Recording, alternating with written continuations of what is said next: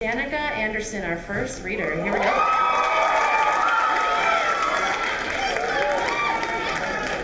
Hi guys. Okay, so I'd like to preface this by saying that what I'm writing about is scary for me. It's uncomfortable. But because I'm so scared, this topic matters. If you ever feel incredibly strongly about something, whether you're angry or excited or like me, terrified, it matters. Being a human and feeling strongly about something makes it matter, and this matters to me. Last year, as a junior, I was a gym leader to a class of 45 freshman boys. I was 16, they were 14 and 15. My lack of authority over the majority of them was apparent in the fact that a group of them decided to play strip tennis when we had a substitute teacher. Yeah. Needless to say, few of them had filters when they talked to me. I got asked if I was a prude or a slut, and most often, how far have you gone? Now, obviously they meant sexually, but in response to that, I wish I had said, I've gone out of my way for people because I love them. I've rushed to people's houses when they were crying because I loved them. I've helped drunk kids get home because everyone else was annoyed and because I loved them, and that's how far I've gone. Because isn't that what matters? Because when push comes to shove, when you're the one who's crying or drunk or emotionally wrecked, it doesn't matter how far I've gone with guys. It matters infinitely more how far my love for you goes. But the boys from my class didn't ask about that. They asked me if I was a prude or a slut. And to those questions, I simply said, I'm not telling you. You don't need to know that. I don't have to tell you anything about me. I shut them up with vague answers that meant nothing because I was too ashamed to tell them the truth. With labels like prude and slut, girls like me are conditioned to think that no matter how much we do for the world, no matter how much we accomplish individually, we are ultimately judged by what we do with boys. Somehow, men decide whether or not we have value. In an ideal world, our platonic, regular relationships would matter just as much as romantic or sexual ones. I would have loved it if those boys had asked me about my friends and my church group and what I think about books. And a few of them did, which I'm very thankful for. But to most people, myself included, romantic and sexual relationships seem to be more important than emotionally intimate relationships with regular friends. I think a lot of the philosophy behind that notion is the idea that once you find your true soulmate, they will be your source of love. But that's not how love works. Love comes from inside of you, from finding things to love. For me, I think my love comes from my God. For others, love might come from the purpose found in volunteering or in music. But most importantly, love starts from you, and it trickles out with every nice thing you do and every apology for every crappy thing you do. And it starts to build up, and you appreciate yourself a little more, and you know that you're making a difference, and yeah, it's small, but if you keep going, it gets bigger, and you love more, and you love yourself more. That's how it works. I read once that Van Gogh ate yellow paint to get the happiness inside of him, which seems incredibly stupid until you lie down with someone and expect him to be there for you when you wake up and he's not. This is not an attack on sex, but if it's what you're using to feel loved, you're going to be let down. That's your yellow paint. That's what happens when you give the responsibility of loving you to someone or something else. You are let down. So let other people love you, yes, but don't rely on them to feel loved or you'll be disappointed. And that's why it bothered me so much when those boys asked me how far I'd gone, because it reaffirms the idea that my worth and therefore my love should come from what I have or have not done with guys. I'm sure there are students here who have ignored their personal boundaries to feel normal. I guarantee that there are students here who haven't done anything and feel that they aren't normal because of this. Because of this, I'd like to share how far I've gone with a guy. I'm a senior in high school, I am 17 years old, and I haven't had my first kiss. I have amazing friends and family and a really cute dog, and I care about people, and I do pretty well in school, and sometimes I think that because I haven't had my first kiss, I'm not normal, and I'm terrified of telling anyone. But I know there's some kid in the audience who just mentally classified me as a prude. I'm saying this for him. I know there are kids in the audience who haven't had their first kiss. I'm saying this for them.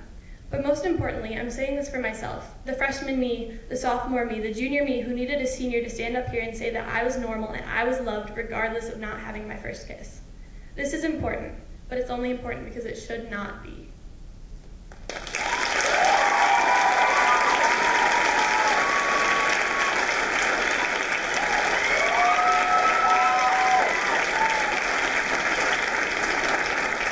Up next is Lauren Tridello.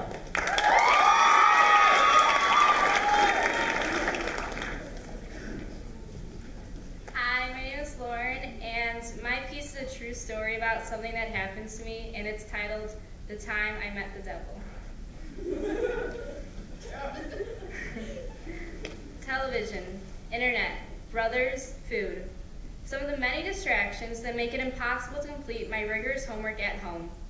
These disturbances have spurred my love for the library, a place where I could go to actually get work done, separated from the rambunctiousness of my house.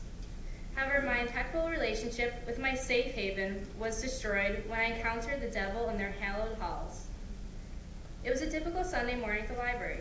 I sit at my regular table, slumped over my homework, exhausted and struggling to find the energy within myself to complete just one more assignment. In my overtired and stressed haze, I see a girl crawl on the ground behind me. I see her carefully removing her hand from my unzipped bag.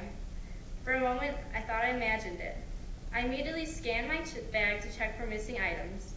I checked for the only valuable item I have in my bag, my precious iPhone that I cannot dream of living without. It's not there. I check all the possible pockets in my backpack, undoing the zippers with lightning speed. I began to panic when I realized that vile girl had just stolen my iPhone. I rush to the center of the library, confused, angry, determined, and then I see her, ducked behind a bookcase on the opposite side of the library, watching me. We make eye contact. Her black eyes pierce through mine. I could see the evilness boiling inside of her. She tries to hide her vastly evil nature with her cuteness and her young age. She could not be more than 10 years old. She tries to appear innocent with those high pigtails, tied with oversized scrunchies, and with her monochromatic bright blue tank top and capris. She doesn't even flinch when she sees me look at her.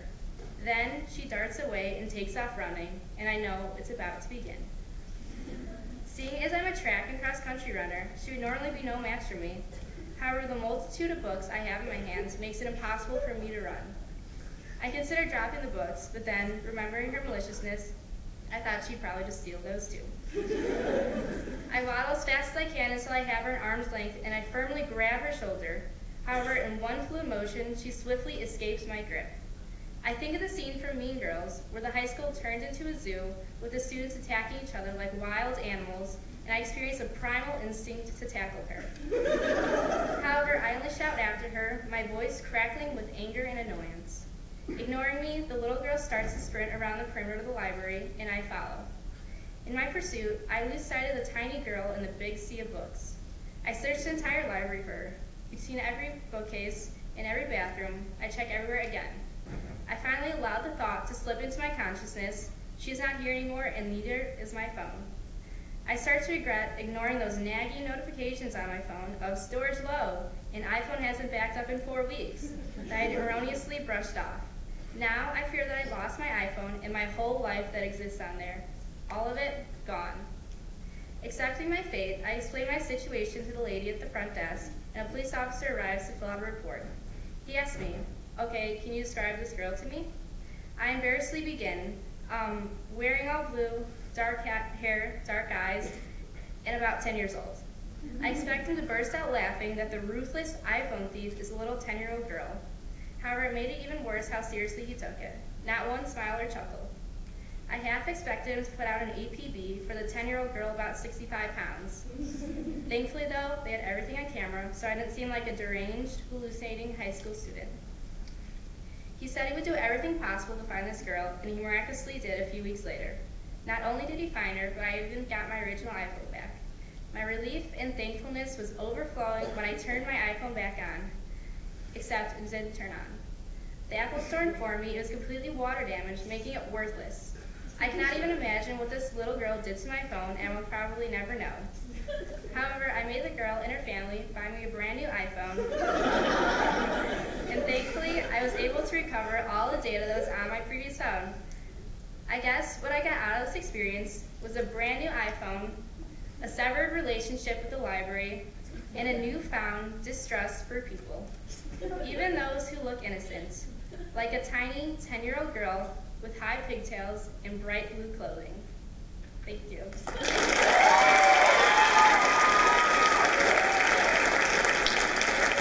Next up is Edith Schultz.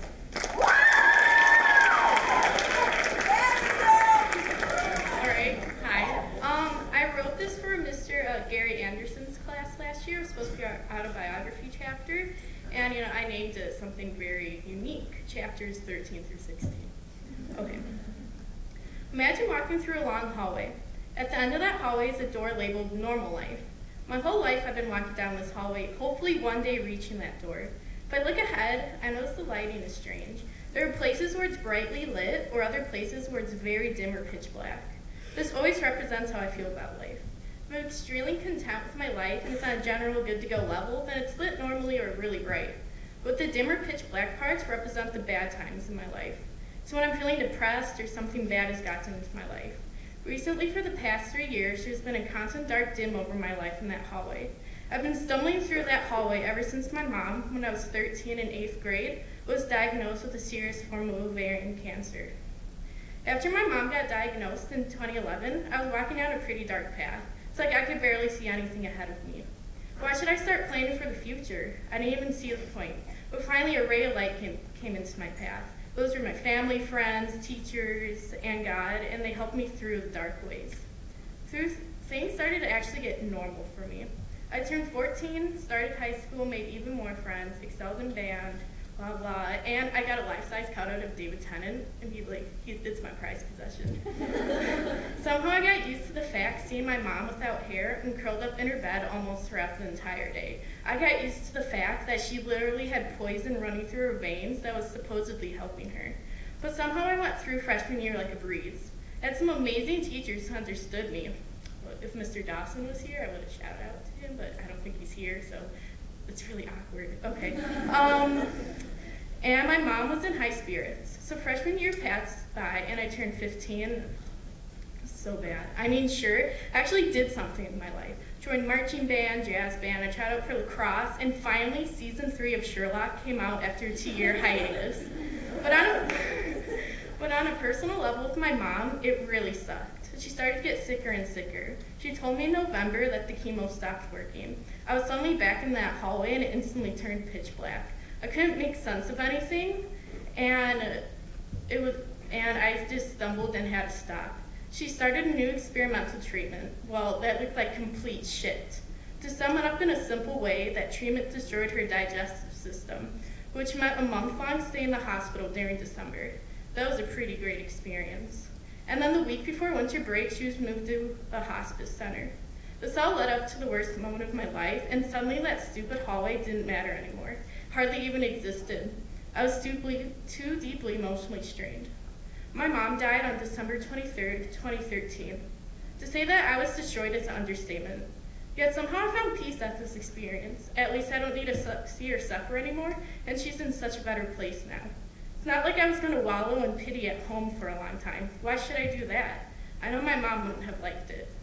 2014 came and went. It was a strangely good year considering it was the very first year without my mom.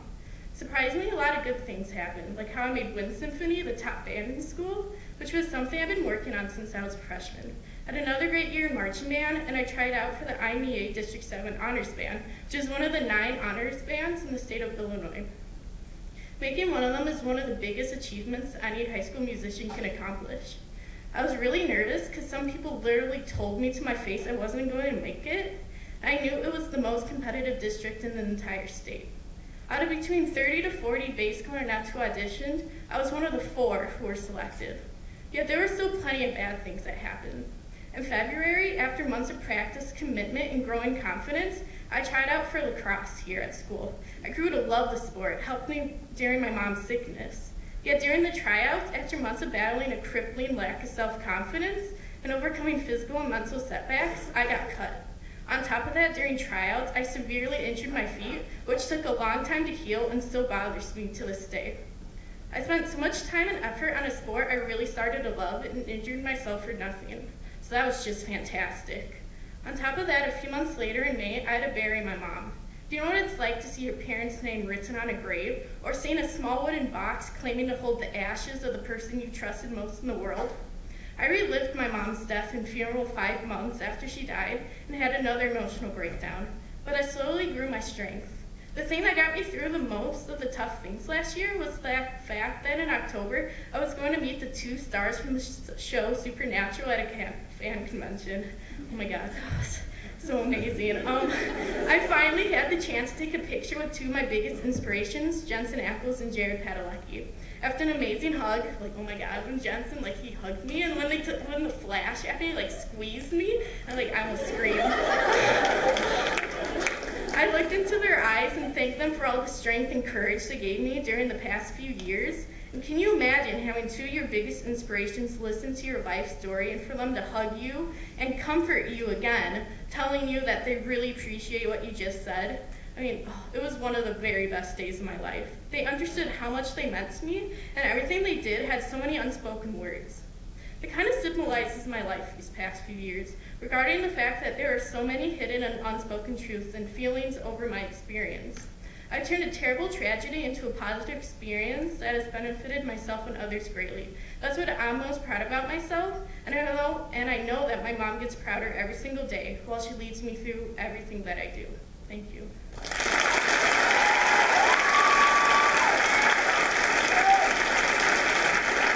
Next is Carrie Crystal Waffles.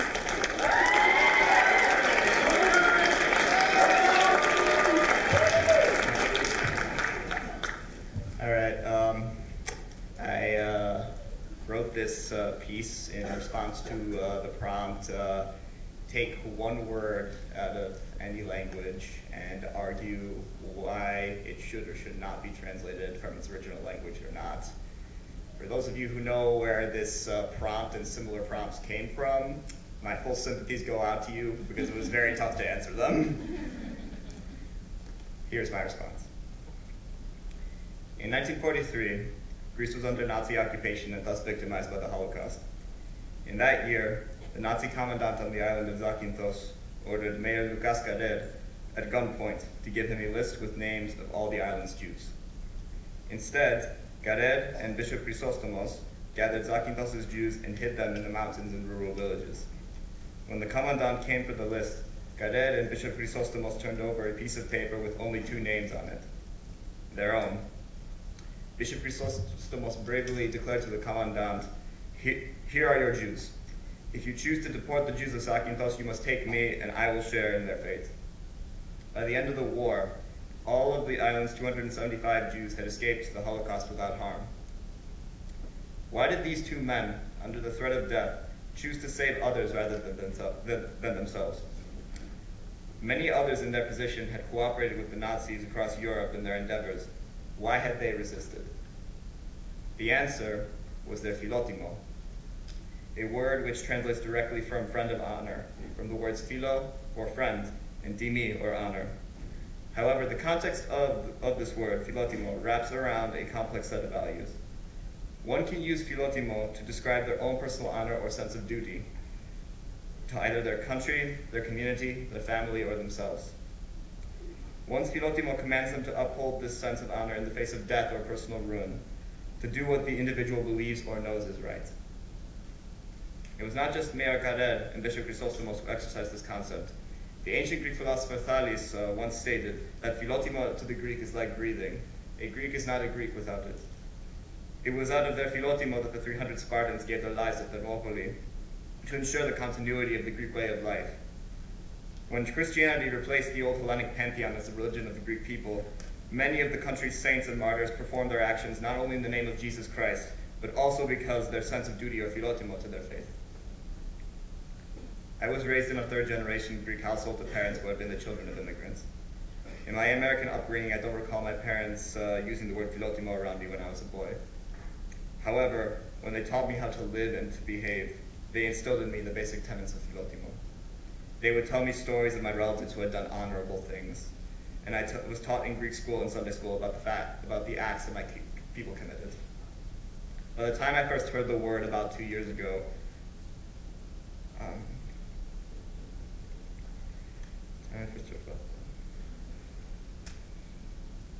I already knew and lived by its definition. To me, philotimo is the honor of my word and my duty to my family, heritage, and faith. When I tell someone that I will do something for them, then I will do everything in my power to ensure that it gets done. If I fail to do so, then it not only reflects badly on me as an individual, but also in the name of my family, and not upholding that standard devastates me.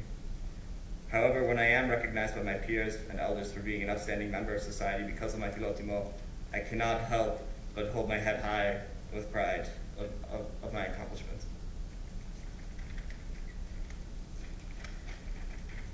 Should the word philotimo be translated from its original language? I think not. No other language or culture has ever come up with a word that describes everything that it pertains to. It is a word unique to the Greek people that covers a wide range of duties and various degrees of honor.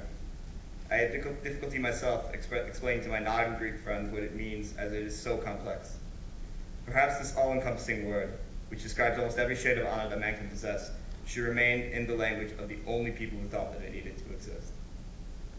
Thank you. All right. Our last speaker for today is going to be my 2-year partner in crime in Mrs. Zhang's class, Ashley Kim. Please give it up.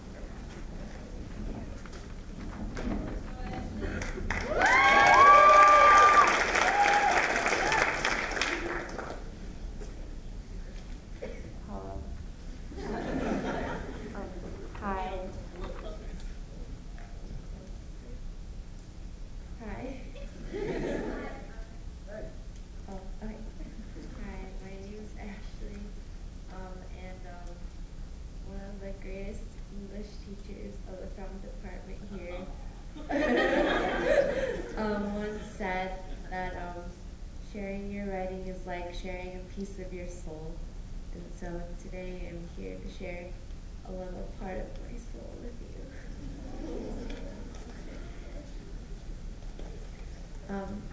September 12th, 2014. I wake up to my buzzing iPad. My outfit for the day lies on top of the bedside table. I start to put on my pants, leaning from side to side, trying to fight the friction of the bed sheets. 7 minutes. My shirt and bra come next. 2 minutes. 5 years, the frustration is gone. I am immune to these 9 minutes. September 12, 2009. Cold water surrounds me as I enter the pool head first. 160 pounds of body mass collides with the pebbled pool floor. The taste of blood fills my mouth. I try to push myself out of the water, but my legs are airless. The ground has become a giant magnetic pole, pulling me down and spinning my body as if I were the compass attached to it. Oxygen does not exist to me anymore. One by one, my kidneys, my liver, and all my other organs start to shut down like the stadium lights on a football field. My lungs, the only pumping source, hold this massive body from falling into an eternal abyss. Sunlight shines through the water as I look up once more, for a chance, a hope for something to save me, but my body has become limp. My paralysis has left my legs numb, and I can no longer walk. The hands I once used to hold a pencil no longer are able to strongly grip the smooth graphite. Being right-handed means nothing to me anymore. Having poor dexterity has left me with a constant struggle. I am unable to turn doorknobs and zip zippers, and an occasional fall of a heavy book leaves me frozen in the middle of the hallway. For 3 years, I was unable to write without the help of a hand splint. Every time I had to take notes or do homework, I would have to take out the small splint and cuff the tan plastic around my hand. The continuous on and off of the splint made my long school day even more tiring. I wanted to write with the multicolored mechanical pencils like my friends, but I was stuck with the plain yellow sticks that were the only pencils that fit in the tiny hole of the splint. I experimented for a week to find an alternative way to write. The first few days were a fail. I tried using rubber bands to steady my grip around the hard plastic, only to have the pencil slip when I started writing. My list of alternative options started to shrink. Frustrated, I put the splint back on and started writing again. As I wrote, I observed how the splint worked. The plastic was holding the pencil in place so it wouldn't move while I wrote. Something was needed to hold my grip. I grabbed the mechanical pencil again. If I couldn't write with one hand, why not try both? I placed the pencil between my hands and began to write my name. The letters that formed the notebook were awkwardly sized but legible. After another week of practice, my pencil case was filled with an array of different colored pens and pencils. The 27 inches of rubber and metal of my wheelchair will not disappear like the morning of September 12, 2009 will never return. The voices of why and how are you still existing are now refuted with my cry of yes, I am still existing and I am finding a way to exist. And frankly, I'd be lying if I told you I were completely independent. My mother is still a big part of my life and she continues to provide for my basic needs. Yet next September 12th, she will not be in the 2-mile radius of where I am today. So as I prepare for a life without my mother, I continue to experiment new ways to beat those 9 minutes. Thank you.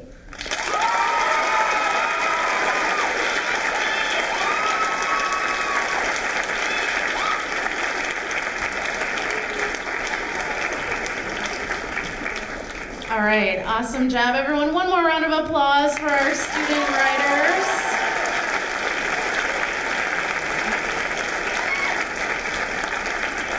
So it looks like we do have a few minutes left for some Q&A. So think about your questions. I'm going to start off with the first one here, just by asking our student writers, where in general do you find inspiration for writing? Well, you can find inspiration anywhere, I guess. Just like, by whatever stuff you read, whatever you read, like could be comics or books or from TV shows or anything, or just like, experiences from your daily life that you find funny or sad or interesting or happy. And you just gotta really, really think. And sometimes you don't have to beat that idea out of you. You just let it come to you and then write down what's on the page. So. I get my inspiration from Mrs. Gina Inc.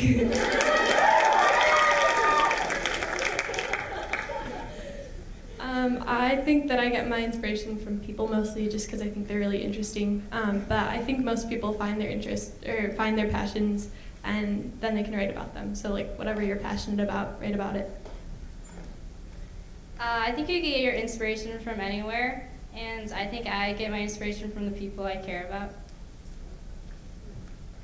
I think you have to write about something you really want to write about, something that you can love. Instead of writing an 8-page research paper on death of a salesman, sorry, Miss LeBeau, I could write a 12-page one on Doctor Who or something. It has to be something you can love.